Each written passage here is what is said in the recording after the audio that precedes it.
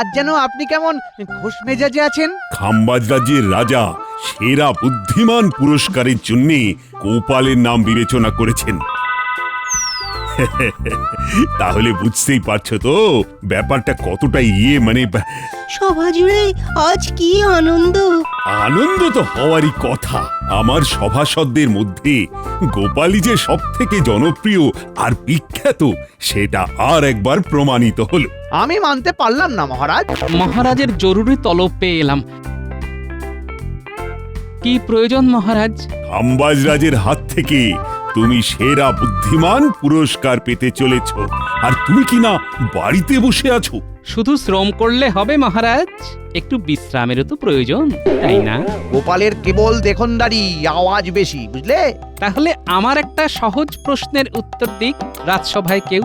বলুন দেখি, কোন সে জিনিস যেটা যে দেয় সে জানে, কিন্তু যে নেয় সে জানে না, আর যে জানে সে নেয় না? গেলো, বলুন বলুন বলুন। ওই তো মানে এই তো মানে কি জানো, মানে পেটে আসছে কিন্তু ইয়েতে মানে মুখে আসছে না। হ্যাঁ, এই তো ওই তো না করে সোজা কথায় বলো না যে জানি না। না না গোপাল, তুমি বলে দাও, কেউই তো দেখছি বলতে পারছে না। এর উত্তর জ্ঞান মহারাজ। এবার তো মন্ত্রী তুমি মানবে যে গোপালের বুদ্ধির সাথে সাথে জ্ঞানও আছে। সত্যি গোপাল, তোমার মাথায় কত কি যে এমন ঘুরপাক খায় কে জানে।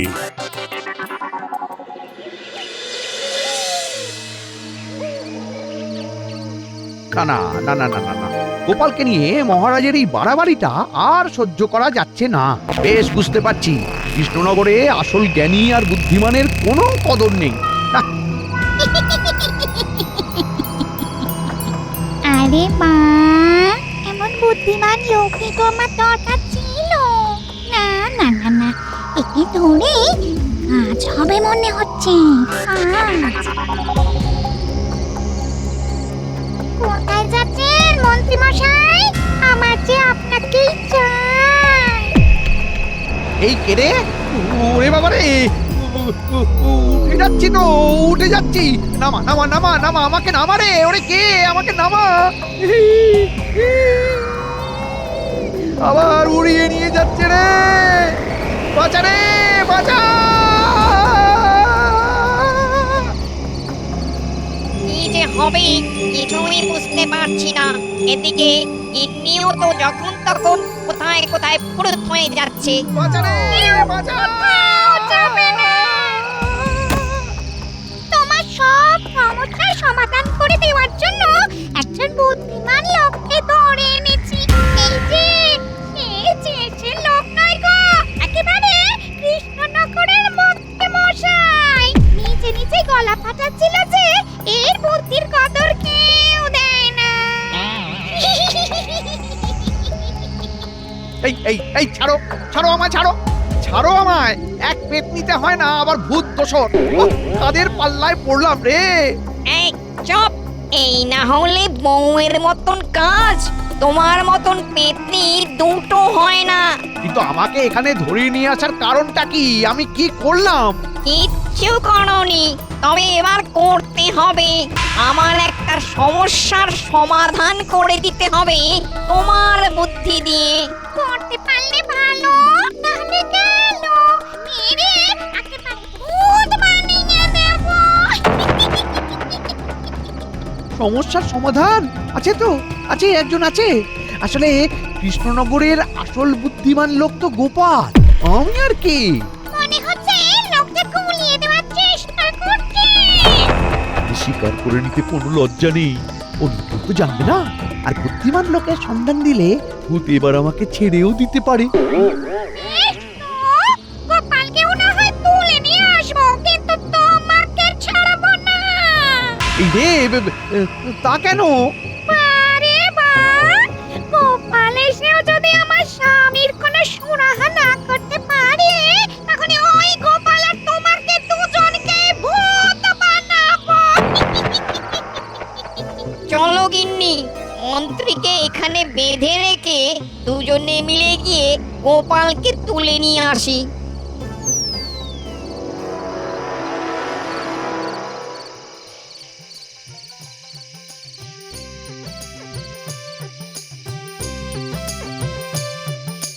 হয়েছে গিন্নি হয়েছে, এইবারে হয়েছে।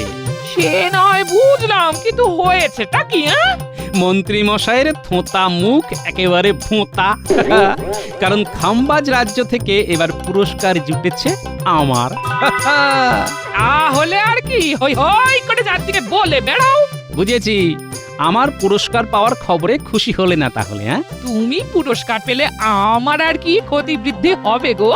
আমাকে তো সেই ফাই ফরমাসি খাটতে হবে, আর হাত পুড়িয়ে রান্না করতে হবে। হ্যাঁ, না না না, আমি থাকতে তুমি হাত পোড়াবে কেন গিন্নি?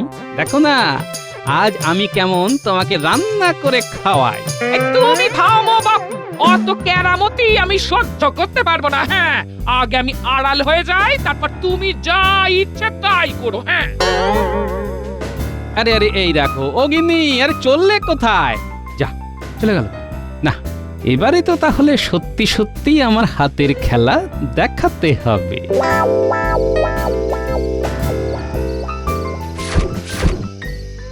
কম সময়ে এসেছে, কিন্তু এবার সুযোগ বুঝে টুক করে তুলে নিয়ে যাব।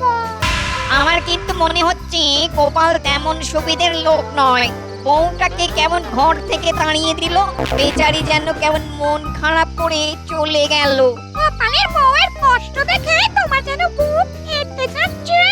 এই মরেছে, গিন্নি যে আর চোখে তাকাচ্ছে। হাতের কাছে কি আছে দেখি, কি আছে কি আছে? এই তো, ব্যাস ব্যাস। সবার আগে শুকনো লঙ্কা আর রসুন ফোড়ন দিয়ে লাল শাকটা ভেজে ফেল। ফোড়নের তো আচ্ছা তেজ দেখছি। ওরে বাবা রে! ধোঁয়া দিয়েছে যে খেয়ে খেয়ে একসা হয়ে যাবো। থাকবো না, পালাবো। বলেছিলাম না লোকটা সুবিধার নয়, পালাও এখন। ও বাপরে বাপ, কোন রকমে পালিয়ে বেঁচেছি। কিন্তু গোপাল কোথায়? সেই তো নাচের গুরু। সে তো একেবারে কঠিন জিনিস। প্রথমে নিজের বউকে তাড়ালো, তারপর আমাদেরকেও তাড়ালো। ওকে বাগিয়ে আনা সহজ নয়। সে কি? তাহলে তো আমাকে এখানেই শুকিয়ে মরতে হবে।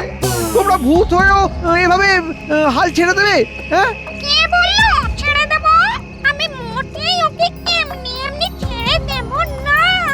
ছলে বলে কৌশলে গোপালকে দিয়ে কবজা করে আনবো, আর আমার স্বামীর সমস্যার সমাধান করাবো।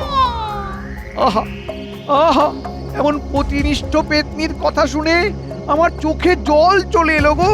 কিন্তু এদিকে হাতে তো আর বেশি সময়ও নেই। এখন না, যা করার তাড়াতাড়ি করবো। আর আমিও হাত ছেড়ে বাঁচবো।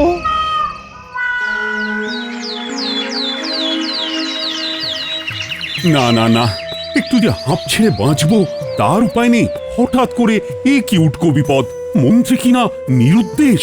আমার তো মনে হচ্ছে মন্ত্রী মশাইয়ের এই হঠাৎ অন্তর্ধানের জন্য গোপালই দায়ী। কিভাবে কিভাবে? গোপালকে অযথা তোল্লাই দেওয়া হচ্ছে বলেই মন্ত্রী মশাই অভিমান করে কোথাও চলে গেছেন বলে মনে হচ্ছে। তাই যদি হয় তাহলে তাকে ফিরিয়ে আনার দায়িত্ব তো গোপালকেই নিতে হবে। ভালো রে ভালো, এ তো দেখি আবার একটা উটকো ঝামেলা চাপলো। গোপাল, তাহলে আর দেরি করো না। হ্যাঁ, সে তো করবই, তবে তার আগে একটু ভেবে নিই কোন দিক থেকে খোঁজাখুঁজি শুরু করব। এ তো নেহাত ছোটখাটো কাজ নয় মহারাজ। তাই করো তাহলে।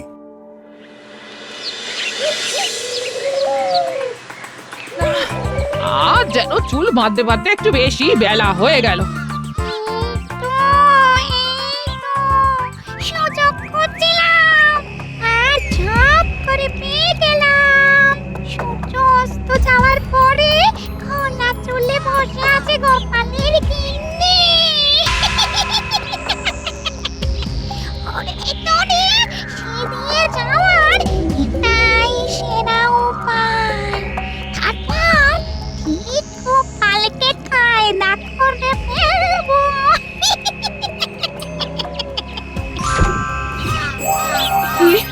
শরীরটা যেন কেমন কেঁপে কেঁপে উঠলো।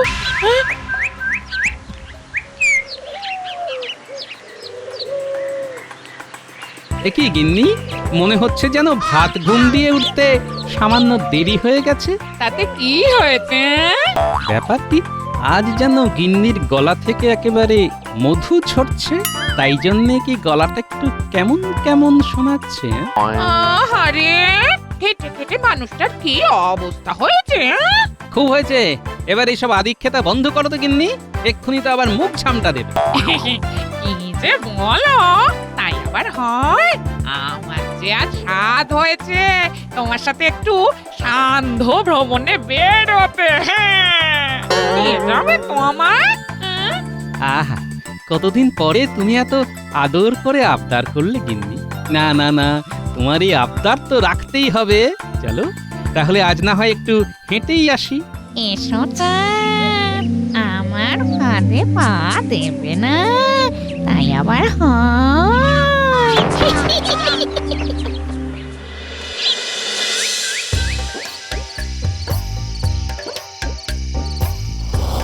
এই তো আমার পছন্দের বাগানে এসে গেছি।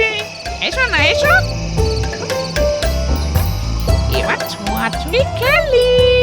আরে, তোমার কি ভিনরতি হয়েছে? হ্যাঁ, এখন এই সন্ধেবেলা ছোঁয়াছুঁই খেলতে বলছো, এরপর বলবে কানামাছি, তারপর লুকোচুরি।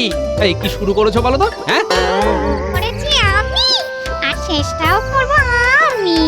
তুমি এখন আমার এলাকায় চলে এসেছো। এ কি, এই গলা তো মানুষের নয়, তাহলে কি? ঠিক ধরেছো, আমি পেতনি। আর এখন শুধু তুমি নয়, সঙ্গে তোমার বউও আমার খুব চাই। তাই কোনো কায়দা না করে সুর করে আমার সাথে চলে এসো দেখি।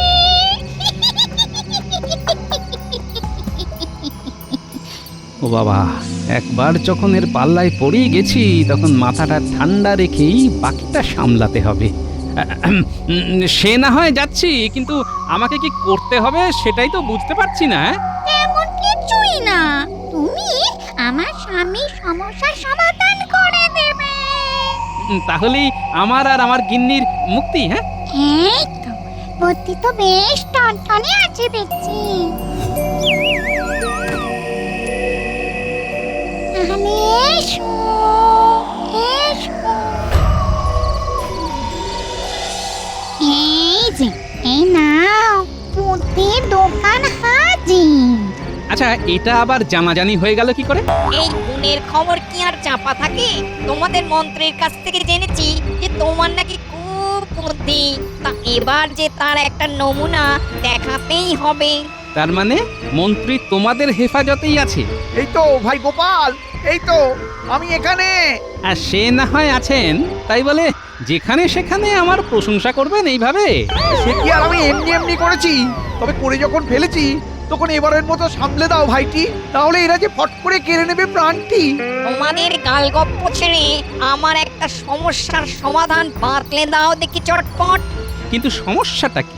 আমরা 3 ভাই, তবে আমাদের বাবা মামদভূত। তার বিষয় আশয় সেই ছেলেকেই বুঝিয়ে দেবে যে সব থেকে বেশি বুদ্ধিমান। তাই তিনি এখন এদের বুদ্ধির পরীক্ষা নিচ্ছেন। আগের গুলোয় টুকটাক সামলে দিলেও এবার বেশ ফাঁপড়ে পড়েছি। আমাদের 3 ভাইকে যে কোনো উপায় একটা বড় ঘর ভরে দিতে হবে। কি গেরোয় পড়েছি, কি দিয়ে যে ভরি। বলো কি, সম্পত্তি নিয়ে ঝামেলা তাহলে ভূতেদের মধ্যেও পুরো দমে আছে বলছো? সে যাই হোক, তা তোমার দাদারা কি করে করুক, তারপর আমি না হয় ঠিক একটা ব্যবস্থা করে দেবো, বুঝলে? যাক বাবা, তাহলে নিশ্চিন্ত। আমিও পাবো ছুটি। তবে একটা ছোট্ট সমস্যা আছে যে। তোমার আবার কিসের সমস্যা? না মানে, এই ব্যবস্থা করার জন্যে আমাকে আর আমার গিন্নিকে যে বাড়ি ফেরাতে হবে। বেশ, সে না হয় যাও, তবে এটাও শুনে রাখো, তুমি না ফিরে এলে মন্ত্রীকে তো ছাড়বই না, উল্টে দলবল নিয়ে তোমার উপরে চড়াও হব। তখন টের পাবে। তবে এটাও জেনে রাখো, তুমি যদি সব সামলে দাও তবে তোমাকে আমরা সোনায় দানায় ভরিয়ে দেব। ফিরে আসবে তো ভাইটি? এই তো, আজ রাতে যাব আর কাল সকাল সকাল চলে আসবো।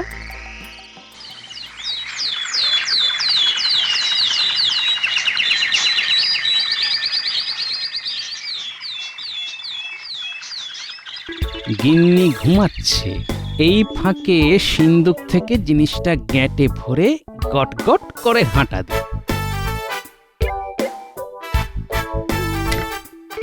তুমি উঠখাট করবে আর তাতে আমার ঘুম হবে, হ্যাঁ? আর লুকিয়ে লুকিয়ে কি সরাচ্ছিলে শুনি?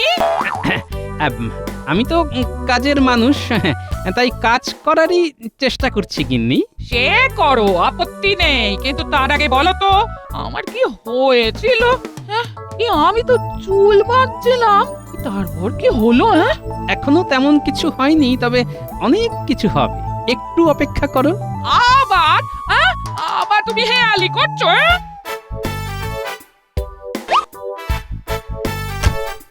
এখন হেয়ালি মনে হচ্ছে, তবে আমি ফিরে এলে বুঝবে আমি তোমার খেয়ালি রাখি গিন্নি।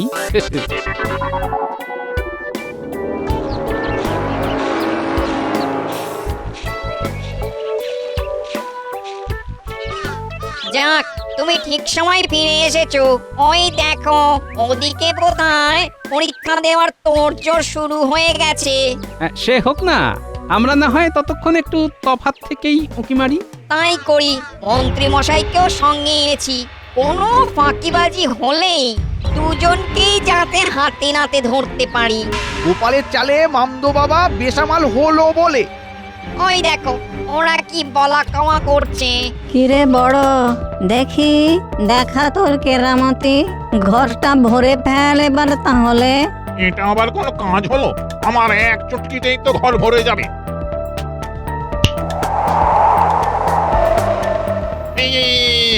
একই হুড় করে পাতা পুঁতি ঢুকলো, তবু ঘর তো দেখছে যে কে সেই। কি হলো? চুটকির কায়দা তো একেবারে চটকে গেল। না, হাল ছেড়ে দেওয়া ছাড়া আর তো কোনো উপায় নেই। তবে আমি যাও বা পেরেছি, বাকিরা তো তাও পারবে না। এবারে মেজোর পালা, নে তুই এবারে তোর কেরামতি দেখা। দাদার মতো ভুল আমি করব না, আমার কিন্তু চোখের এক ইশারায় কাজ হয়ে যাবে। কি হলো? এত ধুলোবালিতেও ঘরটা খালি থেকে গেল। কিরে, আর একবার চেষ্টা করে দেখবি নাকি? তাতে কি আর কাজের কাজ কিছু হবে? না না না না না না, আমাকেও মনে হচ্ছে বড়র মতো হাল ছেড়ে দিতে হবে। এবার তো আমার পালা, আমি কি করব এবার? দাদারা এত কায়দা করেও তো কিছু করতে পারলো না।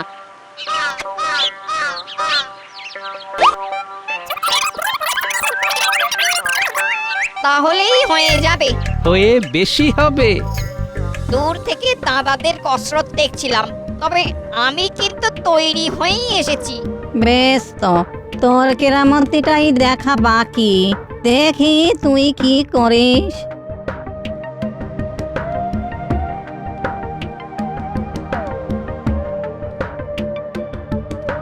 এই যে সারাটা ঘর কেমন ভরে দিলাম। ও, বুদ্ধি করে একটা উপায় তো ঠিক বের করেছিস। না না, যার এত বুদ্ধি, আমার সব সম্পত্তি তো তাকেই দিতে হবে, সব তোকেই দিয়ে দেব আবার। আর আমাদের কি হবে? আমাদের কি তাহলে ওই শাওড়া গাছের ডালে বসেই ঠ্যাং দোলাতে হবে? সেটাই বা মন্দ কি? আমদানি তো নেহাত মন্দ হচ্ছে না মনে হচ্ছে, মাঝে মাঝে এসে সমস্যার সমাধান করে দিলে ঝোলা ভরতে অসুবিধে হবে না। বেশ ভরে ভরে দিয়ে দিলাম। এবার তুমি বাড়ি যাও গোপাল। আর আমার কি হবে? আমার মানে গোপালের সন্ধান যে আমি দিলাম, তারপরেও হাত খালি থাকবে? হ্যাঁ, এ যদি গোপালের মনে হয় তবে কিছু দান ধ্যান করবে। কি হলো মন্ত্রী মশাই, আমার পুঁটলি ভরা দেখে আপনার শরীরটা কি আইঢাই করছে? কি চাই বলুন? কি আর চাইবো গোপাল, তোমার কল্যাণে তো অন্তত এদের খপ্পর থেকে মুক্তি পেয়ে গেলাম। সোনা দানা চাই না, যার নিয়ে যে ফিরতে পারছি সেটাই অনেক। হ্যাঁ, এ আমি কি শুনছি মন্ত্রী মশাই? দাঁড়ান দাঁড়ান দাঁড়ান, কানটা একটু খুঁচিয়ে নিই হালকা করে। হ্যাঁ,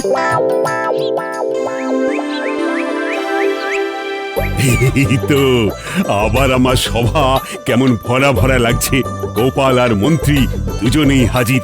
গোপাল তাহলে কাজের কাজটা করে দেখালো মহারাজ, মন্ত্রী মশাইকে ঠিক এনে হাজির করেছে। তাই তো দেখছি গোপাল তাহলে সত্যি সত্যি মন্ত্রীকে ফিরিয়ে আনতে পেরেছে। মন্ত্রী, তুমি বলো, গোপালের ওপর তোমার অভিমান ভেঙেছে কিনা? অভিমান নয় মহারাজ, অভিমান নয়।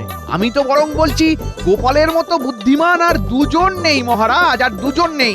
বলো কি মন্ত্রী, তা তোমার এই উলট পুরাণের কারণটা কি? ইয়ে না মানে মানে ওই তো মানে ওই আর কি।